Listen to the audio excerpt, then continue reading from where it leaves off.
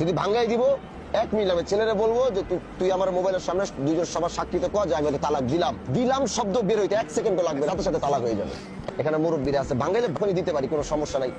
আমার কথাটা ভাঙানোর আগে একবার ছেলের সাথে আমরা একটু কথা বলি। মেয়েটা যেহেতু সংসার একবার করতে চাইছে, এই মেয়ের চাওয়াটা বুঝলাম। ছেলের চাওয়া বা ছেলে মন থেকে কি, একটা হলো যে সমাজের জন্য, আরেকটা হলো যে না আমি বিবাহ করছি, আমার স্ত্রী, এগুলো আমাদের রাগারাগি হয়েছে, ঠিক আছে, একটা বিষয় আমরা কথা বলছি, রাগারাগি হয়েছে, এই কারণে এগুলো হয়েছে, ঠিক আছে, ইনশাল্লাহ আমরা চাই না যে আমরা চাই যে আমার বউ থাকুক। ছেলের মনের চাওয়াটা শুনি, যদি দেখি যে স্যাটিসফাই না, তাইলে আমরা কিভাবে ওইদিকে আগাইতে হবে, আমরা ওইদিকে আগে জিনিসটা শেষ করে বলতে চাও যে তুমি এটা সংসার, এটা তুমি করতে চাও, এই তো 100-100।